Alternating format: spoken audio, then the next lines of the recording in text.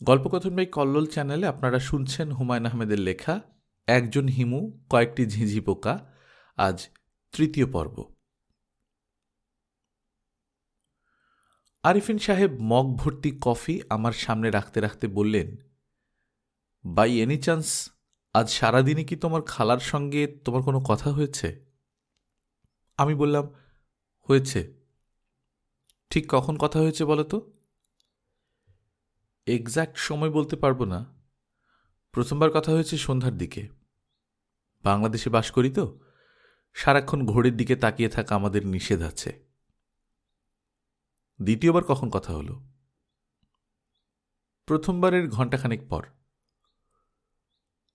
তার কথাবার্তা তোমার কাছে কি অস্বাভাবিক মনে হয়েছিল? না। সে তোমাকে এখানে আসতে বলেছে? জি। কেন আসতে বলেছে সেটা কি ব্যাখ্যা করেছে? না, শুধু বলেছেন খুব জরুরি কথা আছে। আমার ধারণা জরুরি কথাটাতে কিছু না, নতুন ধরনের কোনো খাবার খাওয়ানোর নিমন্ত্রণ। কখন আসতে বলেছে? রাত 8টায়। কফি খেতে কেমন হয়েছে? ভালো হয়েছে, খেতে একটু অন্যরকম, তাতে অসুবিধা নেই। কফি কি কড়া হয়েছে? একটু হয়েছে, আমি কড়া কফি পছন্দ করি। এখানে তুমি একটা ভুল করছো। শীতল পানীয় খেতে হয় কড়া, আর উষ্ণ পানীয় খেতে হয় হালকা করে। আমি কফির মগে চুমুক দিতে দিতে বললাম, আপনার এখানে আসে আমার জন্য শিক্ষা সফরের মতো, কত কি যে শিখি। আরিফিন সাহেব শীতল গলায় বললেন, তুমি কি আমাকে রিডিকুল করার চেষ্টা করছো? জি না। আমি আমার দীর্ঘদিনের অভিজ্ঞতায় দেখেছি, যারা জোকারি করে তারা জোকারির ফাঁকে ফাঁকে অন্যকে রিডিকুল করার চেষ্টাও করে। তুমি কফিটা খাচ্ছ না কেন? ভালো লাগছে না। ভালো না লাগলেও খেতে হবে। কেন, আপনি বানিয়েছেন বলে? আরিফিন সাহেব শান্ত গলায় বললেন, আমি তোমাকে কিছু কথা বলবো। কথাগুলো শোনার পূর্ব শর্ত হচ্ছে কফি খেয়ে শেষ করা। কফিতে আমি সামান্য রাম মিশিয়ে দিয়েছি। এই রাম তোমার নার্ভকে স্টেবল রাখতে সাহায্য করবে। আমি যে কথাগুলি বলবো তা শোনার জন্য নার্ভ স্টেবল থাকা দরকার। আমি যে 5 পেগ হুইস্কি খেয়েছি, এই কারণেই খেয়েছি। 5 পেগ হুইস্কি আপনাকে কিছু করতে পেরেছে বলে তো মনে হচ্ছে না। আমি খুব শক্ত নার্ভের মানুষ। কতটা শক্ত তা তুমি আন্দাজও করতে পারবে না। যাই হোক, কফিটা তাড়াতাড়ি শেষ করো। কফি খাবো না, রাম দেয়া কফি খেয়ে অভ্যেস নেই। আমার গা কেমন যেন করছে। শেষটায় ময়ূরের মতো নাচতে শুরু করলে কেলেঙ্কারি। Young man, don't try to be funny. খালু সাহেব, আপনি কি বলতে চাচ্ছেন বলে ফেলুন। আমার নার্ভ আপনার মতো শক্ত না হলেও খারাপ না।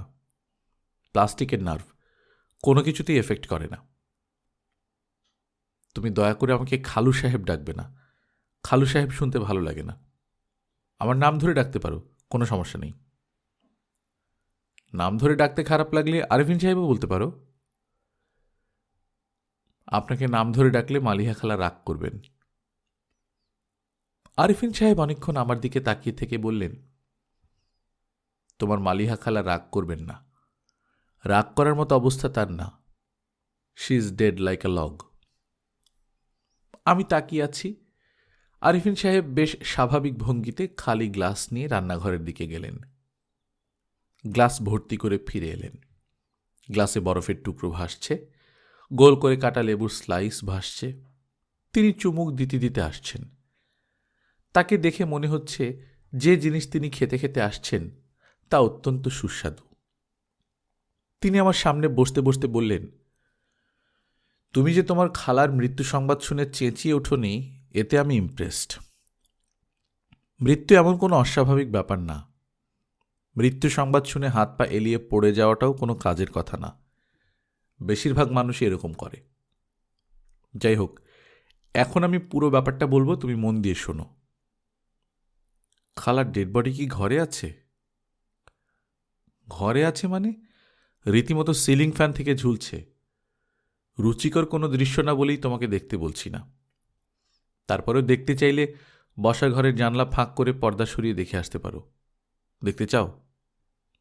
না। এক পেগ হুইস্কি খেয়ে দেখবে। এইসব পরিস্থিতিতে হুইস্কি টনিকের মতো কাজ করে। হুইস্কি খাবো না, কিন্তু সিগারেট খেতে পারি। আপনার কাছে সিগারেট আছে? আরিফিন সাহেব সিগারেট কেস এবং লাইটার এনে দিলেন। আমি সিগারেট ধরাতে ধরাতে বললাম, খুনটা কি আপনি করেছেন? আরিফিন সাহেব গ্লাসে চুমুক দিতে দিতে বললেন, তোমার এরকম সন্দেহ হচ্ছে? হ্যাঁ। এরকম সন্দেহ হবার কারণ কি? আমি খুব স্বাভাবিক আছি এই কারণে। ঘরে ডেড বডি রেখে ময়ূরের গল্প করছি, হুইস্কি খাচ্ছি, গেস্টকে কফি বানিয়ে খাওয়াচ্ছি। আমাকে খুনি ভাবার পেছনে আমার এইসব কর্মকাণ্ড কি কাজ করছে? বুঝতে পারছি না। হঠাৎ মনে হয়েছে বলে বললাম। হঠাৎ বলে কিছু নেই।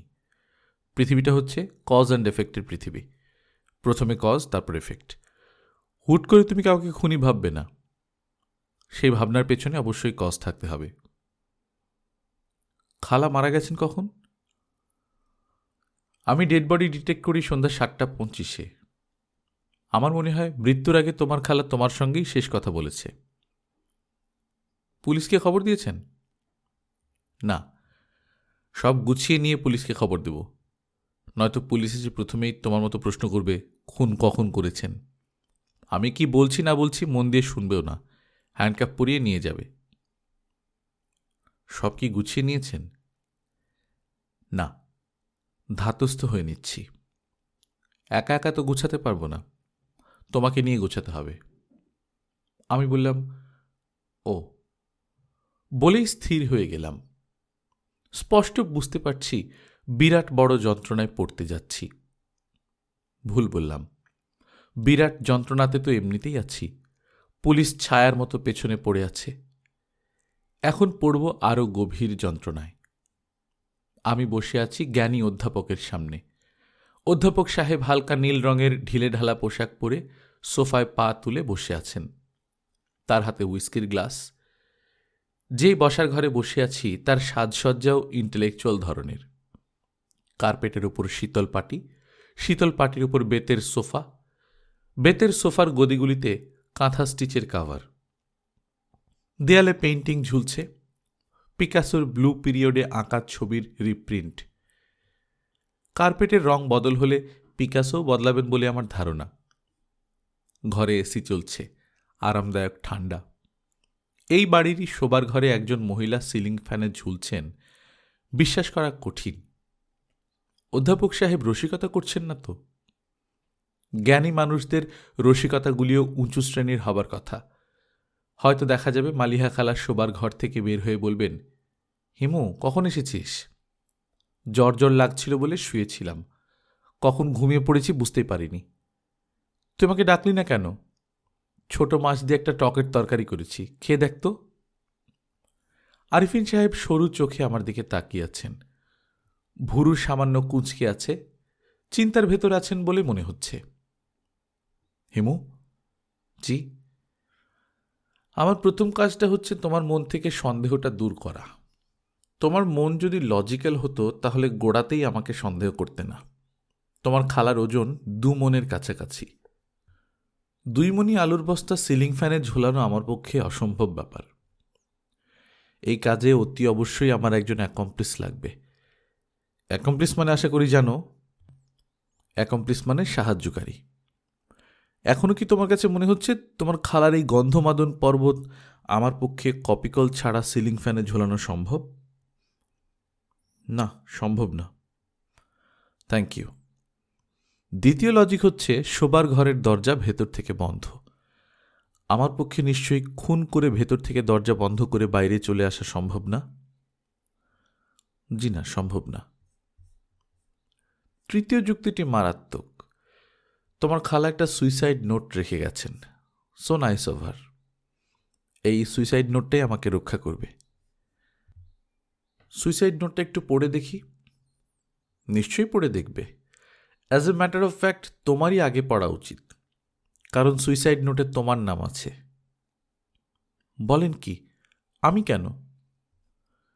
আরিফিন সাহেব পকেট থেকে কাগজ বের করে আমার কাছে দিলেন। এই ভয়াবহ কাগজ নিয়ে ভদ্রলোক এতক্ষণ নির্বিকার ভঙ্গিতে বসেছিলেন তা ভাবাই যায় না। দেখেই চিনলাম খালার হাতের লেখা। এরকম গুটি গুটি অক্ষরের চিঠি আমি অনেক পেয়েছি। এই কাগজটায় বল পয়েন্টে লেখা, আমার মৃত্যুর জন্যে কেউ দায়ী নয়। আমার প্রিয়জনদের কাছ থেকে আমি ক্ষমা চেয়ে নিচ্ছি। কেন এমন ভয়াবহ সিদ্ধান্ত নিলাম তা হিমু কিছুটা জানে। ইতি মালিহা বেগম। আরিফিন সাহেব আমার দিকে ঝুঁকে এসে বললেন, তোমার খালার মৃত্যু সম্পর্কে তুমি কি জানো দয়া করে বলো। পুলিশের আগে আমি জানতে চাই। আমার মানসিকভাবে প্রস্তুত থাকা দরকার।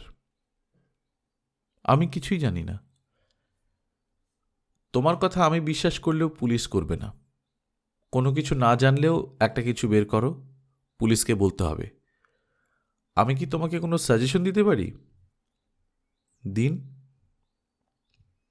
পুলিশকে বলো যে তোমার খালার দাম্পত্য জীবন ছিল বিস্ময়। এটা মিথ্যাও না। আমাদের সম্পর্ক আদায় কাজকলাইয়ের চাইতেও খারাপ। তোমার খালা এই পর্যন্ত দুবার আমাকে মেরে ফেলার চেষ্টা করেছে।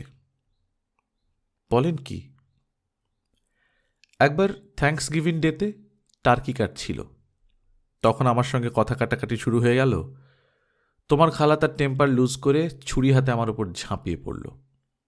আমাকে হাসপাতালে যেতে হয়েছিল, 5টা স্টিচ লেগেছে।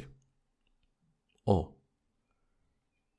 তুমি যেভাবে ও বললে তাতে মনে হলো আমার কথা বিশ্বাস করলে না। ঘটনা অনেক দূর গড়িয়েছিল। আমেরিকান পুলিশের কাছে রেকর্ডও আছে। ও, এইবারের ওটা আগেরবারের চেয়ে ভালো হয়েছে। দ্বিতীয়বার খুনের চেষ্টা কিভাবে তা তোমাকে বলতাম। দ্বিতীয়বার চেষ্টাটা ছিল হাস্যকর ছেলে মানুষের চেষ্টা, কিন্তু হাতে সময় নেই। 10টা বাজে পুলিশ চলে আসবে। পুলিশের কি কাঁটায় কাঁটায় 10টার সময় আসার কথা? আমার কথার জবাব দেবার আগেই কলিং বেল বেজে উঠল। আমি চমকে আরিফিন সাহেবের দিকে তাকালাম। পুলিশ না তো? আরিফিন সাহেব বললেন, পুলিশ না। পুলিশ কখনো একবার বেল টেপে না। পৃথিবীর সবচেয়ে ভদ্র পুলিশ হল ব্রিটেনের পুলিশ। এরাও পরপর 3বার বেল টেপে। যাও, দরজা খোলো। আমার পক্ষে দরজা খোলা সম্ভব না। আমার পা টলছে। 5টা হুইস্কি খাওয়া ঠিক হয়নি। আমার লাস্ট লিমিট হচ্ছে 4। আমি দরজা খুললাম। মালিহা খালা দাঁড়িয়ে আছেন, দুহাতে ব্যাগ ভর্তি বাজার। খালা হাসি মুখে বললেন, তোকে বুদ্ধিমান ছেলে বলে জানতাম। তুই তোর খালু সাহেবের ফাঁদে এভাবে পা দিবি বুঝতেই পারিনি। দরজা ব্লক করে দাঁড়িয়েছিস কেন? সরে দাঁড়া, আর মুখ থেকে জম্বি ভাবটা দূর করত। আরিফিন সাহেব বললেন, কিছু মনে করো না হিমু, তোমার সঙ্গে একটা প্র্যাকটিক্যাল যোগ করলাম। তোমাকে দেখিয়ে দেখিয়ে হুইস্কি বলে যা খাচ্ছি সেটা আসলে হুইস্কিও না, জাস্ট প্লেন ওয়াটার। মানুষের সব কথা এমন চট করে বিশ্বাস করবে না। তবে মালিহা, তোমার এই নেফিউ কঠিন চিজ। আমার কথা পুরোপুরি বিশ্বাস করলেও ভড়কায়নি, টাইট হয়ে বসেছিল। I am impressed. আমার কি উচিত মানুষের সব কথা বিশ্বাস করা? তর্কে যাকে পাওয়া যায় না তাকে পাওয়া যায় বিশ্বাসে। তর্ক হলো আগুনের মতো, যে আগুনের কাছে এলে বিশ্বাস বাষ্পের মতো উবে যায়। মালিহা খালার বাসা থেকে বের হলাম মন খারাপ করে। খালা এবং তার স্বামী দুজনে মিলে আমাকে বোকা বানিয়েছে। মন খারাপটা সে কারণে না, অন্য কোনো কারণে যা আমি ধরতে পারছি না। মাথার মধ্যে একই খটকা ঢুকে গেছে। অস্থির বোধ করছি। মনে হচ্ছে বড় কোনো ধরনের সমস্যা আমার জন্য অপেক্ষা করছে। কোনো কিছুতেই মন বসছে না। অস্থিরতা বিষয়ে আমার বাবা অ্যালার্জিক ছিলেন। পুত্রের প্রতি যেসব উপদেশ রেখে গেছেন তার একটি অস্থিরতা বিষয়ক। কখনো কোনো অবস্থাতেই অস্থির হইবে না। পৃথিবী সূর্যের চারিদিকে ঘূর্ণায়মান। এই ঘূর্ণিতে তুমি কখনো অস্থিরতা পাইবে না। তুমি পৃথিবীর স্বভাব ধারণ করবে। মানুষ বাদ্যযন্ত্রের মতো। সেই বাদ্যযন্ত্র নিয়ত সঙ্গীত তৈরি করে। অস্থির বাদ্যযন্ত্র সঙ্গীত সৃষ্টিতে অক্ষম। কাজেই তোমার জন্যে অস্থিরতা নিষিদ্ধ ঘোষণা করা হইল। আমি জানি ইহা জগতের কঠিনতম কর্মসমূহের একটি। বাবা হিমু, কাউকে কাউকে তো কঠিনতম কর্মগুলি করিতেই হইবে। আমি পাঞ্জাবির পকেটে হাত দিলাম। পকেটবিহীন পাঞ্জাবিগুলিতে আমি এখন বিরাট বিরাট পকেট লাগিয়েছি। যখন চলাফেরা করি পকেট ভর্তি জিনিসপত্র নিয়ে চলাফেরা করি। এই মুহূর্তে আমার পকেটে মোবাইল টেলিফোন ছাড়া আর যেসব জিনিসপত্র আছে তা হচ্ছে একটা দেয়াশোলাই, সিগারেটের খালি প্যাকেট। সিগারেট শেষ হয়ে গেছে, প্যাকেটটা ফেলা হয়নি, পকেটে রেখে দিয়েছি। একটা মোমবাতি, বড় সাইজের, 5 টাকা করে পিস। মোমবাতিটা খুব কাজে লাগে। রাতে কোনো বাসায় গিয়েছি, লোডশেডিংয়ের কারণে কারেন্ট চলে গেল, অমনি ম্যাজিশিয়ানদের মতো পকেট থেকে মোমবাতি বের করলাম। 1 শিশি আতর। আতরের নাম মেশকাতে আম্বর। বিসমিল্লা হোটেলের মালিক দয়াল খাঁ উপহার হিসেবে আমাকে দিয়েছেন। অতি উৎকট গন্ধ। দয়াল খাঁ বলেছেন, বিশেষ বিশেষ সময়ে এই গন্ধই অপূর্ব লাগে। বিশেষ সময় বের করার জন্যেই এই আতরটা দরকার। একটা হ্যান্ডবিল। পিজি হাসপাতালের সামনে দিয়ে যাচ্ছিলাম, বোরকা পরা এক মহিলা হাতে হ্যান্ডবিল ধরিয়ে দিলেন। অনেক মানুষের হাতে হ্যান্ডবিল ধরিয়ে দেবার কাজটা বোরকা পরা মহিলারা করেন না। ইনি করছেন দেখে ভালো লেগেছে, তাই হ্যান্ডবিলটা রেখে দিয়েছি। হ্যান্ডবিলে জনৈক দেওয়ান কফিলউদ্দিন জানাচ্ছেন তিনি গ্যারান্টি সহকারে ক্যান্সারের চিকিৎসা করেন। হ্যান্ডবিলটা রেখে দিয়েছি, যদি কখনো সুযোগ হয় এই মহান চিকিৎসকের সঙ্গে কথা বলবো। পকেট থেকে দেয়াশোলাই বের করে আমি অপেক্ষা করছি। রাস্তা পার হয়ে একজন আমার দিকে আসছেন। তার হাঁটার ভঙ্গি বলে দিচ্ছে তার পকেটে সিগারেট আছে, কিন্তু দেয়াশোলাইয়ের অভাবে ধরাতে পারছেন না। খুবই আশ্চর্যজনক ব্যাপার হচ্ছে, নিশিরাতে যারা চলাফেরা করে তাদের বেশিরভাগের সঙ্গেই লাইটার বা দেয়াশোলাই থাকে না। ব্রাদার, আগুন হবে? আমি দেয়াশোলাই দিলাম, তিনি সিগারেট ধরালেন। বিচারকের মতো দৃষ্টিতে আমাকে দেখলেন, আমিও তাকে দেখলাম। মুখে হালকা বসন্তের দাগ, ছোট ছোট চোখ। আশ্বিন মাস হলেও চাদর গায়ে দেওয়ার মতো শীত না, কিন্তু তিনি বেশ ভারী একটা চাদর গায়ে দিয়েছেন। দেয়াশোলাইটা নিজের পকেটে রেখে কিছুই হয়নি ভঙ্গিতে ভদ্রলোক যেদিক থেকে এসেছিলেন সেদিকেই রওনা হলেন। আমি তাকে কিছু বললাম না। এই ধরনের লোকজনদেরকে কখনই কিছু বলতে হয় না। তবে এরা সাধারণত আরেকটু রাত করে নামে। ইনি সকাল সকাল নেমে পড়েছেন। ট্রাকের পেছনে সাবধানবাণী থাকে, 100 হাত দূরে থাকুন। এদের গায়ে কোনো সাবধানবাণী লেখা থাকে না, তারপরেও এদের কাছ থেকে 500 হাত দূরে থাকতে হয়। আমার মন অস্থির হয়ে আছে বলেই বোধহয় লোকটার পেছনে পেছনে যেতে ইচ্ছা করছে। ঘাতক ট্রাকের পেছনে যে ছোট্ট বেবি ট্যাক্সি থাকে তার স্পিডও একসময় বেড়ে যায়। সে চলতে থাকে ট্রাকের পেছনের মাডগার্ডে গা লাগিয়ে। হিমু ভাই না? আমি ঘাড় ঘুরিয়ে দেখি মুসলেম মিয়া, আমার অতি পরিচিত একজন। সাইজে ছোটখাটো পর্বত। বছর 5 আগে যে মেসে ছিলাম তার বাবুর্চি ছিল। আগুনের আঁচ সহ্য হয় না বলে বাবুর্চির কাজ ছেড়ে ব্যবসায় নেমেছিল, ফ্লাস্কে করে চা বেচা। ভ্রাম্যমান টি স্টল। হাঁটাহাঁটিতে শরীর একটু কমবে এই দুরাশাও ছিল। বাংলাদেশে এমন কোনো ব্যবসা নেই যা সে করেনি। গভীর রাতে যখন হাঁটাহাঁটি করছে তখন নিশ্চয়ই নতুন কোনো ব্যবসা। আমারে চিনছেন? আমি মুসলেম, ফ্লাস্কে করে চা বেচতাম। চিনেছি। করেন কি? কিছু করি না।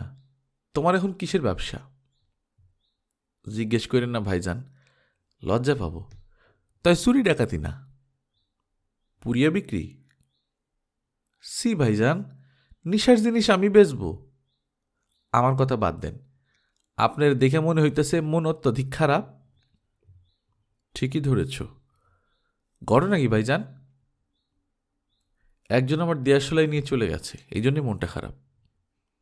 মুসলেম পকেট থেকে দেয়াশোলাই বের করে আমার দিকে এগিয়ে দিতে দিতে বলল, ধরেন, এইটা সাথে রাখেন। আমি মুসলিম থাকতে আপনি দেয়াশলাইয়ের মতো তুচ্ছ জিনিসের জন্য মন খারাপ করবেন? সিগারেট লাগবো? দাও। মুসলিম আমাকে সিগারেট দিল, আমাকে আড়াল করে নিজেও একটা ধরালো। আমি বললাম, বৃষ্টি হবে মুসলিম। মুসলিম আকাশের দিকে তাকিয়ে বলল, আসমান ফকফকা, বৃষ্টি হইব না। আমার মন বলছে হবে। আপনার মন বললে অবশ্যই হবে, আপনার কথা ভিন্ন। প্রথম বৃষ্টিতে ভিজলে কি হয় জানো? যে না, পাপ কাটা যায়, শরীরের ধুলাময়লার সঙ্গে পাপও ধুয়ে মুছে চলে যায়। এইটা জানতাম না ভাইজান। আপনারা কে বলছে? কোন মৌলানা সাহেব বলছেন? কোনো মৌলানা বলেনি, আমার এক খালু বলেছেন, আরিফিন সাহেব। তিনি অত্যন্ত জ্ঞানী, পৃথিবীর অনেক জ্ঞান তিনি হজম করে বসে আছেন। খালুর কাছে শুনেছি অস্ট্রেলিয়ায় কিছু আদিবাসী আছে যাদের ধারণা প্রথম বৃষ্টিতে নগ্ন হয়ে স্নান করলে শরীরের ধুলোময়লার সঙ্গে পাপও ধুয়ে চলে যায়। ন্যাংটা হইয়া গোসল? তবে আস্তাগফিরুল্লাহ, বেশরম জাত মনে হয়। শরমটা এক এক জাতির কাছে এক এক রকম। রেইন ফরেস্টে কিছু মানুষ বাস করে, এরা নগ্ন হয়েই থাকে।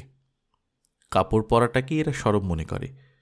এরা মনে করে যে সুন্দর শরীর দিয়ে সৃষ্টিকর্তা এদেরকে পৃথিবীতে পাঠিয়েছেন, কাপড় দিয়ে সেই শরীর ঢাকাটাই সৃষ্টিকর্তার অপমান।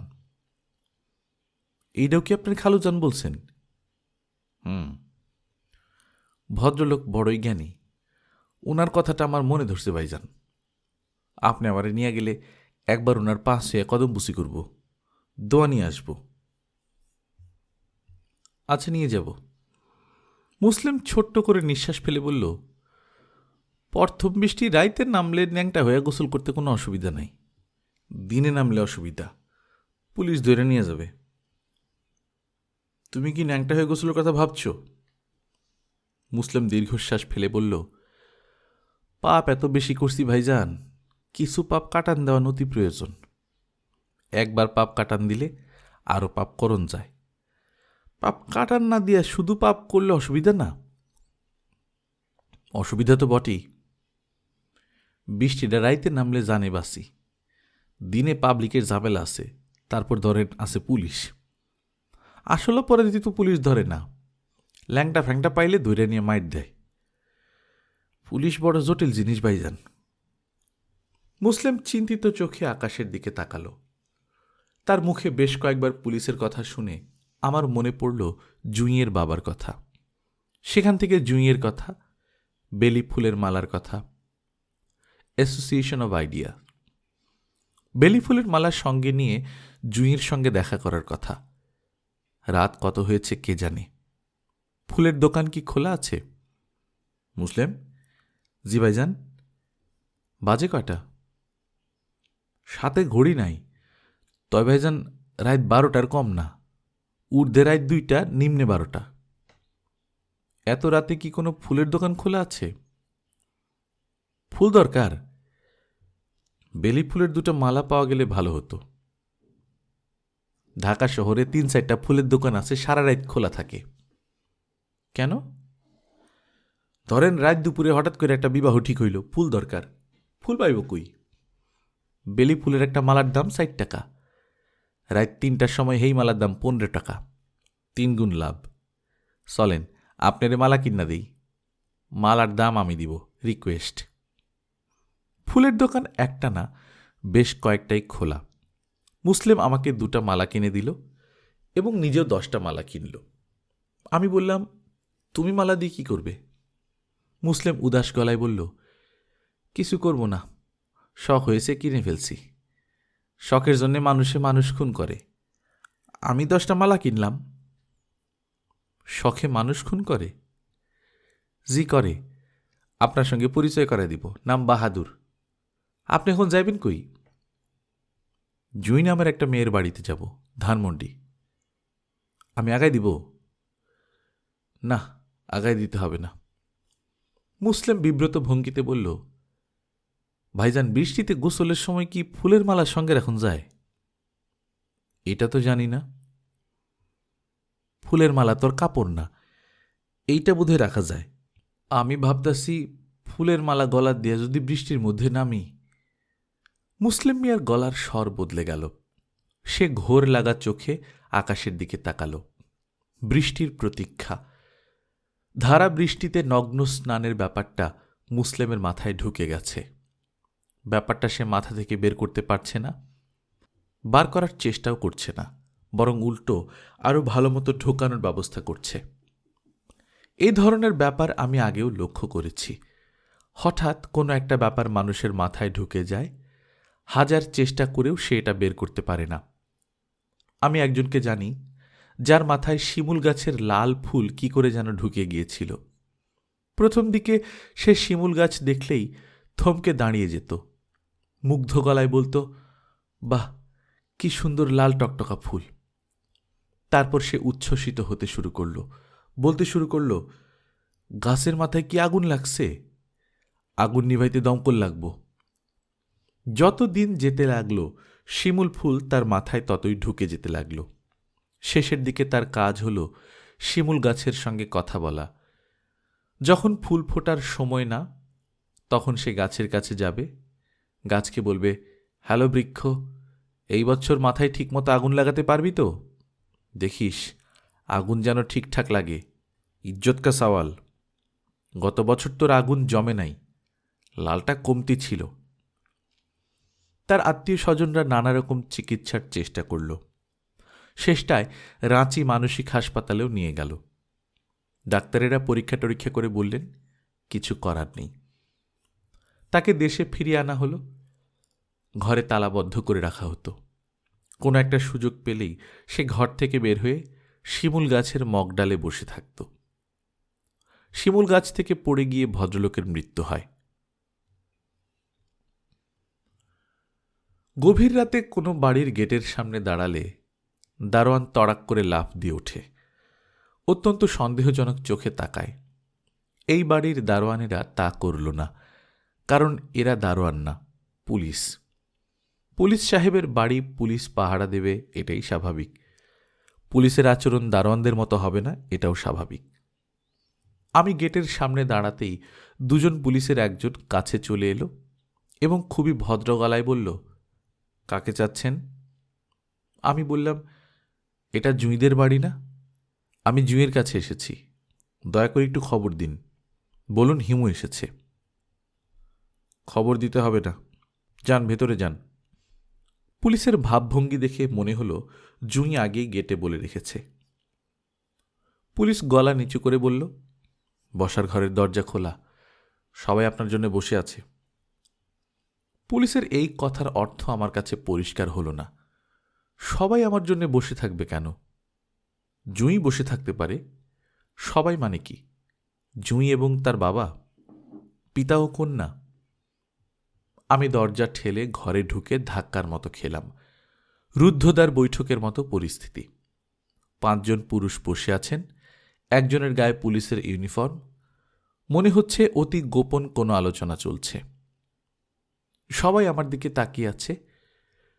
হঠাৎ ঘরে কেউ ঢুকলে সবাই তার দিকে তাকাবে, এটা স্বাভাবিক। কিন্তু এক দৃষ্টিতে তাকিয়েই থাকবে, এটা স্বাভাবিক না। জুঁইয়ের বাবা উঠে দাঁড়ালেন এবং আমার কাছে চলে এলেন। আমার সালাম আলাইকুম বলা উচিত, কিন্তু পরিস্থিতি এমন যে সামাজিক সৌজন্য না করলেও হয়। ভদ্রলোক শান্ত গলায় বললেন, জুঁই কোথায়? আমি মিষ্টি করে হাসলাম, যে হাসির অর্থ জুঁই কোথায় বলছি, এত অধৈর্য হচ্ছেন কেন? পরিস্থিতি এমন যে আমি যদি বলি জুঁই কোথায় তা তো জানি না, তাহলে শুরুতেই ভয়ঙ্কর কিছু হয়ে যেতে পারে। ঝড়ের প্রথম ঝাপটাটা মধুর হাসি দিয়ে সামলানো হলো। এখন দ্বিতীয় ঝাপটার প্রস্তুতি।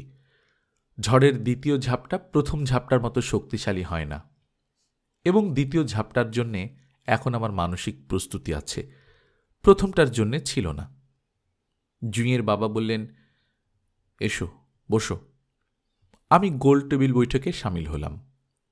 জুঁইয়ের বাবা আমার দিকে ইঙ্গিত করে অন্যদের বললেন, এ হিমু।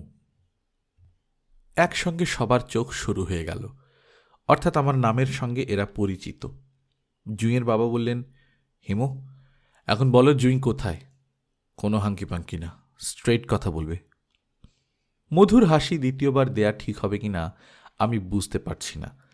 ঝড়ের দ্বিতীয় ঝাপটা শুরু হয়েছে। সমস্যা হলো, এই ঝাপটা প্রথমটার মতোই শক্তিশালী। আমি কি করব বুঝতে পারছি না। বড় ধরনের বিপদে প্রকৃতি নিজে হাল ধরে। এখানেও তাই হলো। হঠাৎ ইলেকট্রিসিটি চলে গেল। পুরো বাড়ি অন্ধকারে ডুবে গেল। বড় লোকদের বাড়িতে ইলেকট্রিসিটি চলে গেলেও সমস্যা হয় না। তাদের নানান ব্যবস্থা থাকে। জেনারেটর চালু হয়, আইপিএস চালু হয়ে যায়, একসঙ্গে অনেকগুলি চার্জ লাইট জ্বলে ওঠে। এখানে তা হচ্ছে না। অন্ধকার বাড়ি অন্ধকারই হয়ে আছে। একজন অতি বিরক্ত গলায় বলল, রাত 1টার সময় কিসের লোডশেডিং? কলকারখানা এখন তো সবই বন্ধ। স্যার, আপনার বাড়িতে আইপিএস নেই?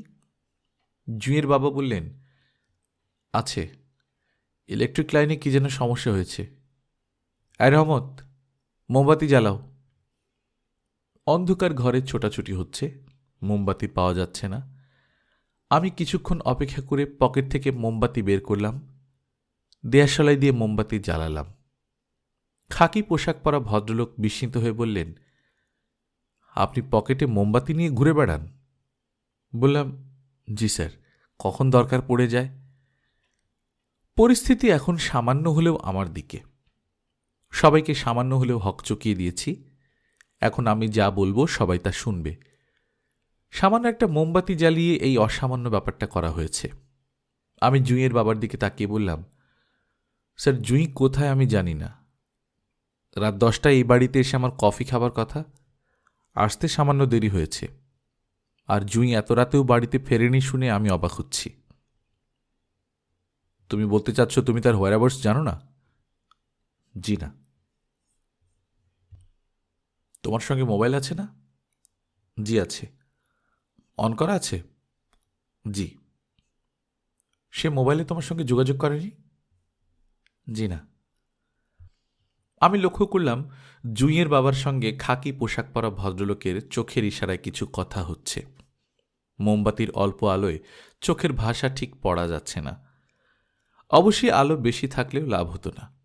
চোখের ভাষা এক এক শ্রেণীর জন্য এক এক রকম। অফিসের কেরানিদের চোখের ভাষা এবং পুলিশের চোখের ভাষা এক না। আমি শুধু যারা রাস্তায় হাঁটাহাঁটি করে তাদের চোখের ভাষা পড়তে পারি, অন্যদেরটা পারি না। হিমু? জি স্যার। জুঁই আজ সন্ধ্যাবেলা বাড়ি থেকে বের হয়েছে, আর এখন বাজছে রাত 1:20। এখনো ফিরছে না। কোনো বান্ধবীর বাড়িতে গিয়ে হয়তো আড্ডা দিচ্ছে। আড্ডা দিতে গিয়ে এত রাত হয়ে গেছে বুঝতে পারেনি। ওদের হয়তো টেলিফোনও নষ্ট, খবর দিতে পারছে না। শোনো হিমু, তোমার এত কথা বলার দরকার নেই। তুমি যেখানে থাকো সেখানে চলে যাও। জুঁই খুব সম্ভব তোমার সঙ্গে যোগাযোগ করবে, এবং যোগাযোগ করা মাত্র আমাকে জানাবে। জি আচ্ছা। আমি কি এখনই চলে যাব? হ্যাঁ, গাড়ি তোমাকে নামিয়ে দেবে। কোনো দরকার নেই স্যার। তোমার দরকার না থাকতে পারে, আমার আছে। আমি ফু দিয়ে মোমবাতি নিভিয়ে মোমবাতিটা আবার পকেটে ভরে উঠে দাঁড়ালাম। আমার মোমবাতি আমি নিয়ে যাব, এটাই স্বাভাবিক। মাঝে মাঝে খুব স্বাভাবিক কাজ করলেও আশেপাশের সবার চোখে অস্বাভাবিক মনে হয়। যে 5 জন বৈঠক করছেন তাদের কাছে আমার আচরণ খুবই অস্বাভাবিক লাগছে, তা বুঝতে পারছি। লাগুক অস্বাভাবিক। মানুষকে সবসময় স্বাভাবিক লাগবে এটা কোনো কাজের কথা না। প্রাণী হিসেবে মানুষ অস্বাভাবিক। সে স্বাভাবিকের ভঙ্গি করে পৃথিবীতে বাস করে। আমি পুলিশের গাড়িতে উঠতে যাচ্ছি। জুঁইয়ের বাবা বের হয়ে এলেন। গম্ভীর গলায় বললেন, এক কাজ করো, তুমি তোমার মোবাইলটা রেখে যাও। আমি মোবাইল তার হাতে দিলাম। তিনি বললেন, পুলিশের গাড়িতে করে তোমাকে পৌঁছে দেওয়া ঠিক হবে না, তুমি হেঁটে চলে যাও। আমি বললাম, জি আচ্ছা স্যার। খবরটা ছাপা হয়েছে পত্রিকার প্রথম পাতায়, ছবিসহ বক্স নিউজ। এখনকার পত্রিকাগুলি অন্যরকম হয়ে গেছে। গুরুত্বহীন খবরগুলি প্রথম পাতায় ছাপা হয়, মিথ্যা খবর দিয়ে লিড নিউজ আসে। আগে ধর্ষণ সংক্রান্ত খবরগুলি ছাপা হতো ম্যাগাজিনে। দৈনিক পত্রিকাওয়ালারা দেখল এমন একটা মজাদার আইটেম তাদের হাতছাড়া হয়ে যাচ্ছে। তারাও শুরু করল ধারাবাহিক ধর্ষণ প্রতিবেদন। ধর্ষণের পরের আইটেম ধারাবাহিক গালাগালি প্রতিবেদন। সরকার প্রধান বিরোধী দলকে গালি দিয়ে কি বললেন, আবার বিরোধী দলের প্রধান সরকারকে গালাগালি দিয়ে কি বললেন, তার বিশদ বর্ণনা। রাজনীতির খেলা যত জমে, পত্রিকাওয়ালাদের ততই রমরমা। রাজনীতিবিদরা তাদের খেলা খেলেন, পত্রিকাওয়ালারা খেলেন তাদের খেলা। তারা যে নিরপেক্ষভাবে খেলেন তা না। প্রতিটি পত্রিকা মালিক কোনো না কোনো রাজনীতিবিদের থলেতে বসে খেলেন। এই সিন্ড্রোমের একটা নাম ক্যাঙ্গারু সিন্ড্রোম। ক্যাঙ্গারুর ছানার মতো থলেই বসে খেলাধুলা। আজকের প্রথম পাতায় বক্স করে ছাপা সংবাদটার সঙ্গে রাজনীতি জড়িত না, হিমুনীতি খানিকটা জড়িত বলে খবরটা দুবার পড়লাম। পত্রিকা পড়া আমার কাজ না। আজকের কাগজটা কিনেছি জুঁইয়ের কোনো খবর পত্রিকায় উঠেছে কিনা দেখার জন্যে। পুলিশ কর্মকর্তার কন্যা নিখোঁজ, এই শিরোনামে পত্রিকাওয়ালারা কিছু লিখেছে কি? কন্যা নিখোঁজ আইটেম ধর্ষণের মতো ইন্টারেস্টিং না হলেও খারাপ না। এই জাতীয় কোনো খবর নেই, তবে অন্য খবর আছে। প্রথম পাতায় সেই খবর পেয়ে আমার চক্ষু স্থির হয়ে গেল। তপ্ত নগরীতে প্রথম বৃষ্টিধারা, একদল নগ্ন মানুষের উল্লাস নৃত্য। নিজস্ব প্রতিবেদন। দীর্ঘ দাবদাহের পর গতকাল রাজধানীতে শান্তির বারিধারা হয়েছে। রাত 1টার দিকে হঠাৎ আকাশ মেঘাচ্ছন্ন হয়ে পড়ে, তুমুল ঝোড়ো বাতাস বইতে থাকে। কিছুক্ষণের মধ্যেই মুষলধারে বর্ষণ শুরু হয়। দাবদাহে অতিষ্ঠ মানুষের মনে নেমে আসে প্রশান্তি। সেই সঙ্গে নিউ পল্টন এলাকায় একটি অদ্ভুত দৃশ্যের অবতারণা ঘটে। জনৈক বিশাল বপু মুসলিম মিয়ার নেতৃত্বে একদল মানুষ বৃষ্টিতে সম্পূর্ণ দিগম্বর হয়ে নাচতে শুরু করে। তাদের প্রত্যেকের গলায় ছিল বেলি ফুলের মালা। তাদের উদ্দাম নৃত্য দেখে আতঙ্কিত কিছু মানুষ পুলিশে খবর দেন। পুলিশ অকুস্থলে উপস্থিত হওয়া মাত্র নৃত্যরত নগ্ন দলের সবাই ছত্রভঙ্গ হয়ে পলায়ন করে। শুধু নাটের গুরু মুসলিম মিয়া পুলিশের হাতে ধৃত হয়। প্রাথমিক জিজ্ঞাসাবাদে মুসলিম বলে, প্রথম বৃষ্টিতে নগ্ন নৃত্য করলে পাপ কাটা যায়। সে যেহেতু বিরাট পাপী ব্যক্তি, পাপ কাটানোর জন্যই সে এই কাণ্ড করেছে। পুলিশ আরও জিজ্ঞাসাবাদের জন্য তাকে 2 দিনের রিমান্ডে নেবার আয়োজন করেছে। পুলিশের হাজতে এই প্রতিবেদকের সঙ্গে মুসলিম মিয়ার কথাবার্তা হয়। প্রতিবেদককে সে জানায়, প্রথম বৃষ্টিতে নগ্ন স্নান করার ফলে সে এখন সম্পূর্ণ নিষ্পাপ। এমন নিষ্পাপ অবস্থাতেই সে পৃথিবী থেকে বিদায় নিতে চায়। প্রতিবেদকের সঙ্গে কথা বলার সময় তাকে সম্পূর্ণ সুস্থ এবং স্বাভাবিক মনে হচ্ছিল। উল্লেখ্য, প্রতিবেদকের সঙ্গে কথাবার্তা চলাকালীন পুলিশ কর্তৃপক্ষ তাকে পরিধানের জন্য একটি লুঙ্গি দিলে তা সে প্রত্যাখ্যান করে। ঘটনাটি জনমনে চাঞ্চল্যের সৃষ্টি করেছে।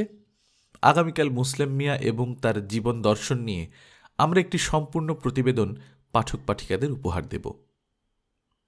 প্রতিবেদন পড়ে আমি কিছুক্ষণ ঝিমু হয়ে বসে রইলাম। পত্রিকাওয়ালারা মুসলিম মিয়াকে নিয়ে যে হইচইটা করবে তা এখন চোখের সামনে দেখতে পাচ্ছি। প্রতিবেদনের পর প্রতিবেদন প্রকাশিত হবে। একদল মানুষের কাছে সে রাতারাতি আধ্যাত্মিক ক্ষমতা সম্পন্ন সাধক হিসেবে গ্রহণযোগ্য হয়ে যাবে। তাকে নিয়ে নানান ধরনের বিস্ময়কর খবর রটতে থাকবে। একটা সময় রাজনীতিবিদরা, মন্ত্রীরা, বড় বড় আমলারা গভীর রাতে গোপনে গাড়িতে করে তার কাছে আসতে শুরু করবেন, কারণ ন্যাংটা বাবার দোয়া তাদের দরকার। পুলিশ 2-1 দিনের মধ্যে আমাকে এসে ধরে নিয়ে যাবে এই আশঙ্কাও আমি উড়িয়ে দিচ্ছি না। মুসলিম মিয়া আমার নামটা পুলিশের কাছে বললেই আমি ফেঁসে যাব। পুলিশ জোর তদন্ত শুরু করবে। যে কোনো হাস্যকর ব্যাপারে জোর তদন্ত চালাতে পুলিশ বড়ই ভালোবাসে। আমার মনে ক্ষীণ সন্দেহ হতে লাগল, আজই আমাকে পুলিশ ধরবে। ঘণ্টা 2-3 মধ্যেই পুলিশের জিপ এসে উপস্থিত হবে।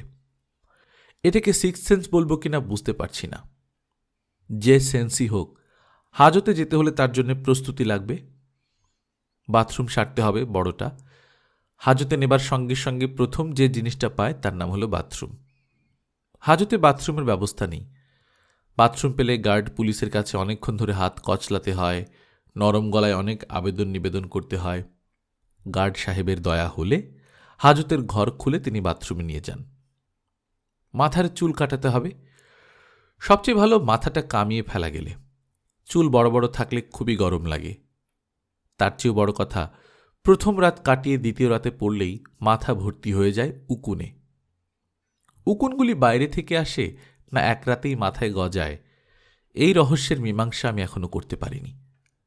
হাজতি উকুনের আরেকটা মজার ব্যাপার হচ্ছে, হাজত থেকে ছাড়া পাবার সঙ্গে সঙ্গে উকুনও চলে যায়। হাজতি উকুন মনে হয় হাজত ছাড়া অন্য কোনো পরিবেশে বাঁচে না।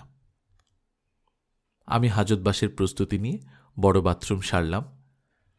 রাস্তার পাশে ইটালিয়ান সেলুন থেকে 3 টাকা দিয়ে মাথা ন্যাড়া করলাম। নাপিত আবার মাথা ন্যাড়া করার পর কিছুক্ষণ মাথা মালিশ করে দিল। যে উৎসাহের সঙ্গে নাপিত মাথা মালিশ করল, তাতে মনে হলো মাথা মালিশ করে সে খুবই মজা পেয়েছে। মেসে ফিরে দেখি পুলিশ এসে গেছে। একজন সাব ইন্সপেক্টর ক্রুদ্ধ ভঙ্গিতে আমার ঘরের সামনে পায়চারি করছেন। তিনি আমাকে দেখেই প্রায় হুঙ্কার দিলেন। ভুল ইংরেজিতে বললেন, ইউ নেম হিমু? আমি বললাম, yes sir, I name Himu. তিনি দ্বিতীয়বার হুঙ্কার দিলেন, তবে এবার একটা খাঁটি বাংলা ভাষায়, চলো থানায় চলো।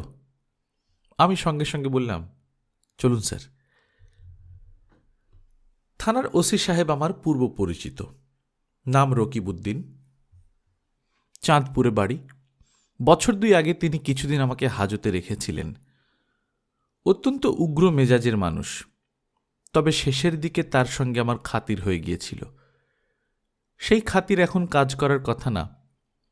পুলিশ বড়ই বিস্মরণ প্রিয়, তারা অতীত মনে রাখেন না। রকিবউদ্দিন সাহেব মনে রাখবেন সেই আশা আমি করিনি, কিন্তু দেখা গেল ভদ্রলোকের মনে আছে। আমার দিকে কিছুক্ষণ বিরক্ত চোখে তাকিয়ে থেকে বললেন, বসুন। আমি বসলাম। যে সেকেন্ড অফিসার আমাকে ধরে নিয়ে এসেছেন, রকিবউদ্দিন সাহেব তার দিকে তাকিয়ে আগের চেয়েও বিরক্ত গলায় বললেন, হ্যান্ডকাফ লাগিয়েছেন কেন? হ্যান্ডকাফ লাগানোর দরকার ছিল না, খুলে দিন। আমার হ্যান্ডকাফ খুলে দেয়া হলো। ওসি সাহেব চা দিতে বললেন। চা দেয়া হলো। সিগারেটের প্যাকেট এবং দেয়াশলাই আমার দিকে বাড়িয়ে দিলেন। আমি সিগারেট ধরালাম। রকিবউদ্দিন এবার আমার দিকে ঝুঁকে এসে বললেন, আজই মাথা কামিয়েছেন? আমি বললাম, জি। মাথা কামিয়েছেন কেন? পুলিশের লোকজন সত্যি কথা কখনোই গ্রহণ করতে পারে না। উদ্ভট মিথ্যা তারা খুবই আন্তরিকতার সঙ্গে গ্রহণ করে। মাথা কেন কামিয়েছি এই সত্য বলে লাভ হবে না, নানানভাবে পেঁচাবে। মাথা কামানো নিয়ে ঘণ্টাখানেক কথা বলতে হবে, তার চেয়ে মিথ্যা বলাই ভালো। আমি বললাম, আজ একটি বিশেষ দিন, বৌদ্ধ পূর্ণিমা।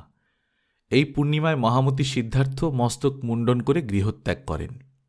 তাকে স্মরণ করে এই কাজটা করেছি। এখন স্যার বলেন, আপনি কেমন আছেন? ওসি সাহেব বিরস গলায় বললেন, ভালো আছি। আমাকে কেন আনিয়েছেন জানতে পারি কি? হ্যাঁ, জানতে পারেন। কিছু জিজ্ঞাসাবাদ করব। মুসলিম মিয়া সম্বন্ধে? কোন মুসলিম মিয়া? খবরের কাগজে যার নিউজ ছাপা হয়েছে, নাঙ্গু বাবা। ওসি সাহেব আগ্রহের সঙ্গে বললেন, মুসলিম মেয়েকে চেনেন নাকি? জি, চিনি। রকিবউদ্দিন সাহেব বিস্ময়ের সঙ্গে বললেন, বলেন কি?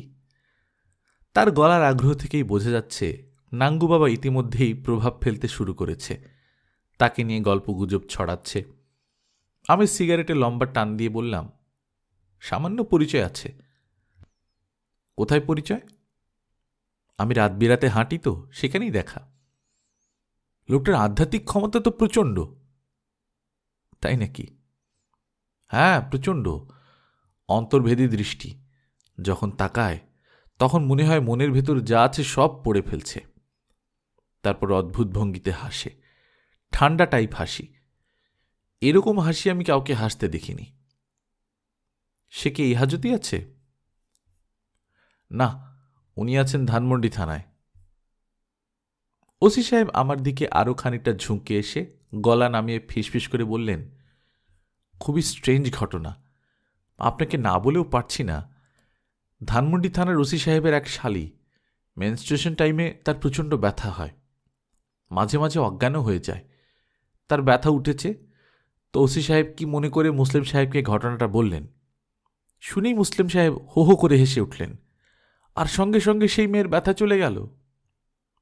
ও, এইভাবে ও বললেন কেন? বিশ্বাস হচ্ছে না? ধানমন্ডি থানার ওসি সাহেব নিজের মুখে ঘটনাটা আমাকে বলেছেন। আমরা কি মুসলিম মিয়াকে নিয়ে কথা বলবো? অবশ্যই না। আসুন, যে জন্য ডেকেছি এটা শেষ করি, তারপর আপনাকে নিয়ে মুসলিম সাহেবের কাছে যাব। আপনার সঙ্গে পরিচয় কেমন? খুবই খারাপ ধরনের পরিচয়। আমাকে দু চোখে দেখতে পারে না, একবার তো দাঁত টাত বের করে কামড়াতে এসেছিল। তাহলে থাক, এই ধরনের মানুষ অবশ্য খুব সামান্যতই ভায়োলেন্ট হন, এদের ঘাঁটাতে নেই। এখন আসল কাজে আসি। তার আগে আরেক কাপ চা খেয়ে নেবেন? জি না। কয়েকটা প্রশ্নের জবাব দেবেন, মিথ্যার আশ্রয় নেবেন না, অনুমানেও কিছু বলবেন না।